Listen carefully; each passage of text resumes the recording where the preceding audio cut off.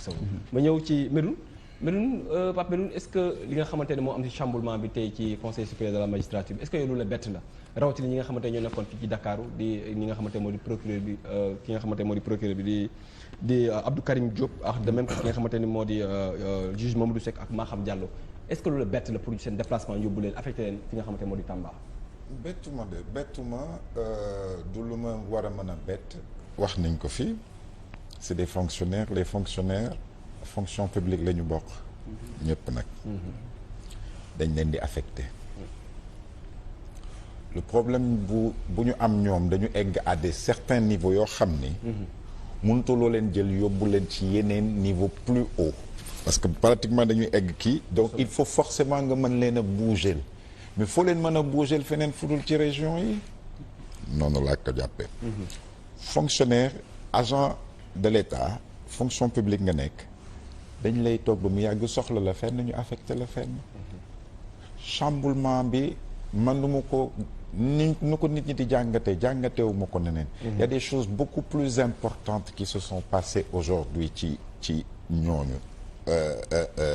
Conseil supérieur de la magistrature lu mu def d'abord je tiens à préciser du président xamul juge yi xamul les magistrats c'est le conseil supérieur de la magistrature ñoom ñoo xam. mais xam na ñett ñi ma la wax de. xam na leen waaye xam na ñooñu ñett waaye est-ce que xam nga ñaata nit la ñu nommé. bari na 3 presque 16 stages. Ils sont une trentaine. Dans uniquement le pôle financier. Et ça c'est le plus important. ci lu ñu def yépp tey du ay individualité parce que da ngay jóge fii gis nga nekk président benn cour wala benn chambre taxul justice bi war a mën a weng foofu. parce que c'est pas toi qui vas juger il y a des juges ailleurs dafay ñu am na ñuy def liggéey bi à un moment donné am nga ses responsabilités. donc ça là n'est pas vraiment le problème. mais je pense que tey fu ñu toll au niveau du Sénégal le plus important lu nit ñi war a rafetlu. c'est le pôle financier bu ñu créé nii. parce que ce pôle là nit ñi dañu xamul ni que ñu ci bari xamuñu ni que Macky Sall moo ko initié woon décret bi génnoon na mais il y avait pas de ressources. tey. là à l'issue le président a mis en place avec le Conseil supérieur de la magistrature le dispositif qui permettra de rendre opérationnel ce pôle financier. lan mooy pôle financier lan mooy juridiction dispositif juridictionnel lan nommé nañ fa 30 magistrats bu ma leen compter 30.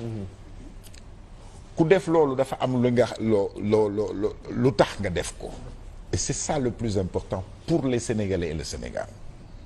ça veut dire que mais ñi nga xamante ñi nga xamante ñooy yëngu ci wàllum politique. oui ñoom ñooy maanaam ñooy attiser. oui si ñett ñi nga xamante ne ñoom ñoo actuellement nii suba dale wóor boo altine di nga gis ñi nga xamante ne mooy une à la une des journaux ñett ñi nga xamante ne ñoom la yóbbu Tamba.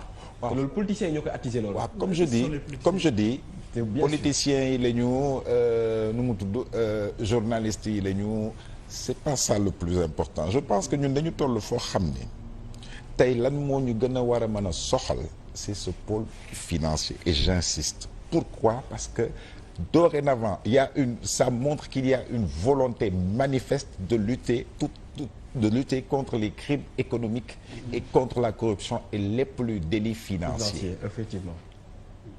amoon nañu un dispositif de contrôle qui est formé par l'OFNAC par la CENTIF tous les corps de contrôle qui sont là mais dafa amoon blocage mooy pratiquement su yeggee foofu après président du ko jox sax justice et puis du am ñu ko war a mën a traiter au niveau de la justice mais avec ce pôle financier déjà dugal nañ fa 30 ils vont se spécialiser ils vont faire de la formation dinañu xam traiter ça il y a une volonté du pouvoir en place de régler maintenant les crimes économiques et les délits financiers et ça c'est loolu lañ fa war a gis te man nit ñu naan benn nit diw ak diw du ma war a mën a intéresser loolu moo intéressant pour la bonne gouvernance parce que loolu mooy régler problème yi ñuy dund ci Sénégal yëpp kii sàcc na lii kii détourné lii kii dara du ko ci fekk ak yooyu parce qu'il y avait personne pour traiter ces cas-là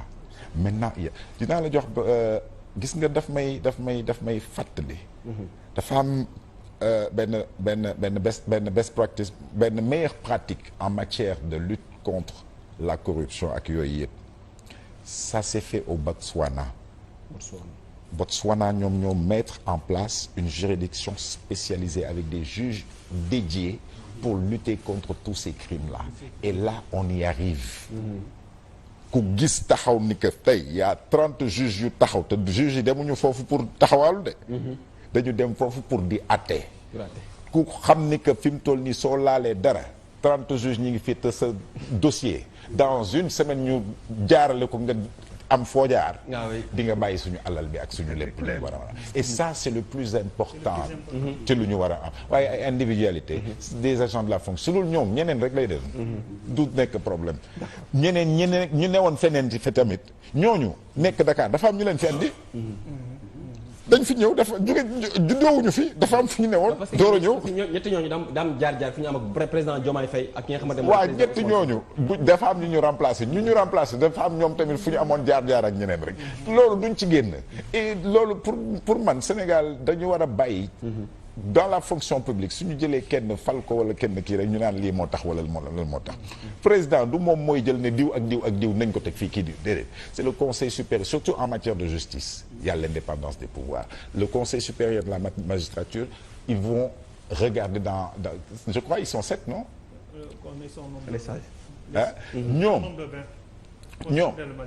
ñoom ñooy ñëw proposer def seen la voix du président n'est pas prépondérante. et kii ñooy def seen proposition ils vont le soumettre au président de la République te dinaa la wax ni que le président de la République du sax taxaw naan ànduma ci li ngeen wax li ñu ko jox rek la ñuy exécuter. très souvent c'est comme ça que ça se passe